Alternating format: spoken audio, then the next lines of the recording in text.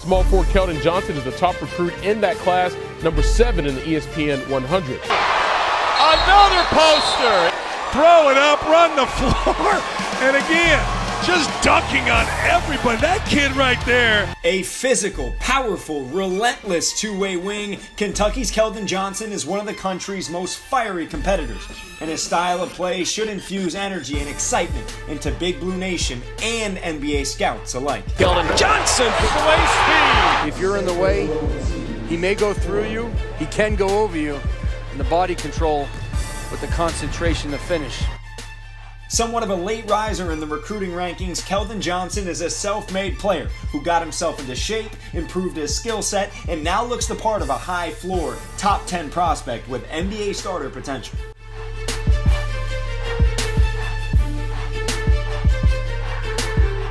"6'6", 211 pounds, Keldon Johnson is a powerful athlete who can finish above the rim with force in the open court. He tries to dunk every ball humanly possible, relying on his combination of extension and momentum in space. Thicker at a younger age, Johnson has improved his conditioning greatly and is a load once he's able to start that engine in transition. Johnson plays much bigger than his 6'9" wingspan suggests, thanks largely to his long strides and ability to cover ground once airborne, taking off well outside the charge circle to hammer it home with ease. The 19-year-old needs only one dribble from the three-point line to the front of the rim, and his huge hands and 8'8" standing reach help him finish from all different angles in the open court. Here, extending with his offhand away from shot blocker Jalen Smith to draw the foul. He keeps the ball high in a crowd, and his combination of sheer power, stride length, and assertiveness makes him a dynamic transition player. He puts his tools to good use on the offensive glass also. He's a high motor prospect who can emphatically finish tip dunks when he has a launching pad ahead of him. From a physical standpoint, Johnson compares favorably to Justice Winslow at the same age. Although 11 pounds lighter, he figures to play closer to 220 once he reaches the NBA. His standing reach is also on par with Winslow's, even if his wingspan isn't identical. Johnson's developed physical profile will allow him to have an instant impact at the NBA level.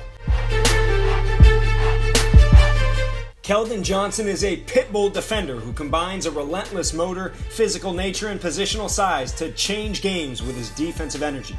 He had a monster defensive performance against Serbian club Mega BMAX, shedding screens, hounding ball handlers, and taking opponents out of their offense with his activity.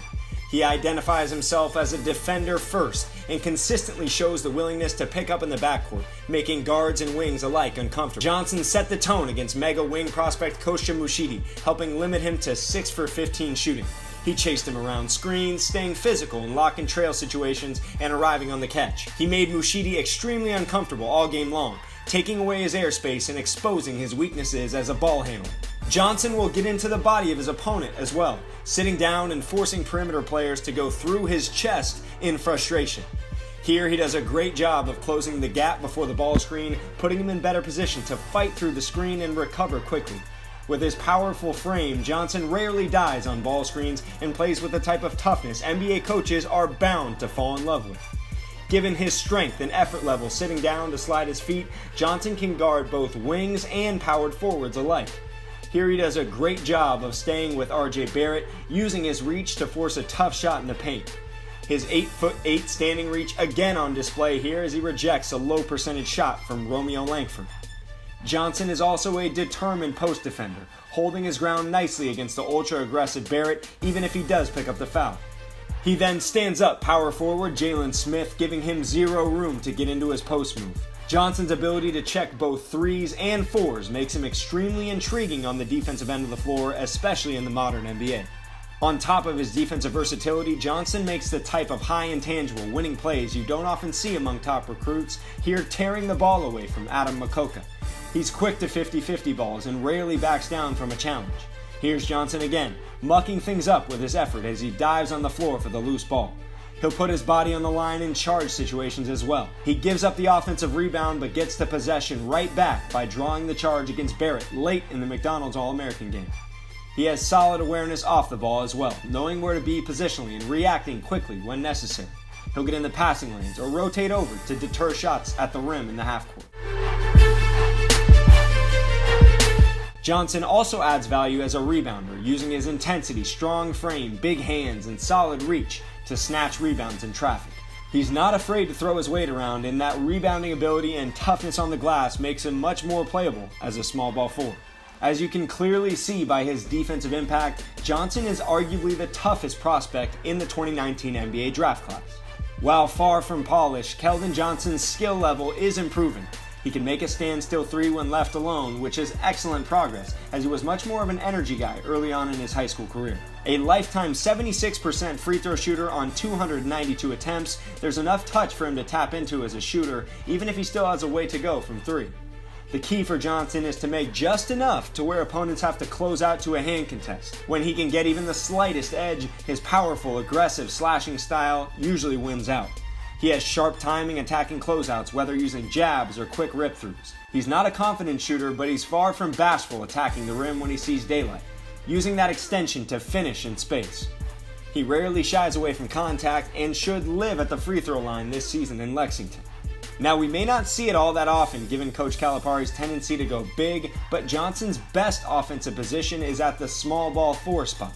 He has more time to get to a somewhat methodical catch and shoot three than should be nearly impossible for most fours to keep in front.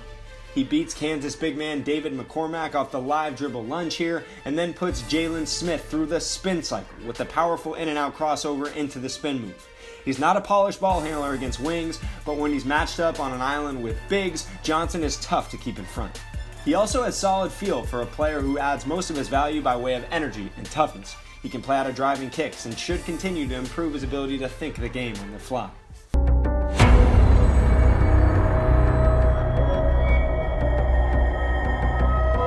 To be viewed as more than just a powerful slasher and energy defender, Keldon Johnson really needs to become a reliable perimeter shooter, especially off the catch. He's a career 32% three-point shooter on 125 attempts, and is fairly slow getting into his release, often lifting up or leaning back before firing. His free throw stroke is encouraging, but he'll need to become much quicker with his catch-and-shoot three ball to unlock his aggressive slashing ability, especially when he plays on the wing. As you can see here, he's not a dynamic on-the-move shooter either, turning down the off-screen three ball when given space, instead driving right into traffic and killing his dribble in the paint. Here again, out of the dribble handoff, he doesn't even look at the rim on the catch, even though his defender gaps it as he drives hard right into the paint. More concerning than his erratic misses are his dips in confidence from three. After he misses one, he can become a bit gun-shy, defaulting to these head fakes and trying to lean on his bread and butter as a driver. While the fact that he knows his strengths and weaknesses isn't necessarily a bad thing, plays like this are a bit worrisome, as he's more comfortable in this short corner than spacing to the three. There's definitely a lane to flash to the ball here, but he did this far too often during Kentucky's exhibition, which is generally a sign of fluctuating confidence from beyond the arc. In addition to his catch-and-shoot struggles, Johnson is limited to mostly straight-line drives, not showing much creativity or savvy as a ball handler, trying to bulldoze opponents in the open court. He struggles to shoot off the dribble as well, with a drastic backward lean and release that lacks fluidity. He sprays misses left and right, and is a bit unsure of his footwork in pull-up situations.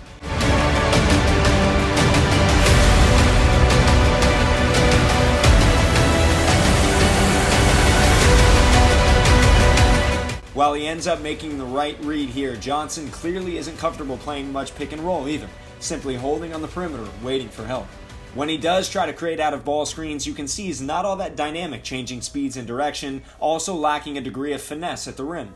Even on basic right-hand straight-line drives, his handle can get a bit sloppy, which leads to far too many killed possessions in the paint.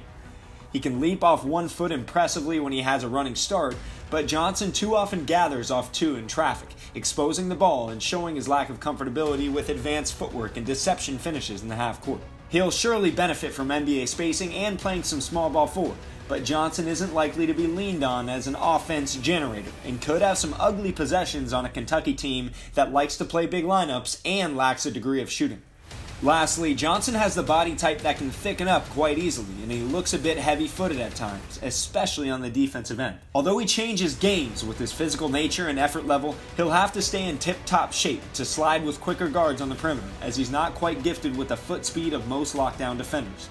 At his best versus power wings and small ball fours, Johnson will be tested by quicker guards throughout the course of the season. He's also quite foul-prone defensively, struggling to rely on technique rather than brute force.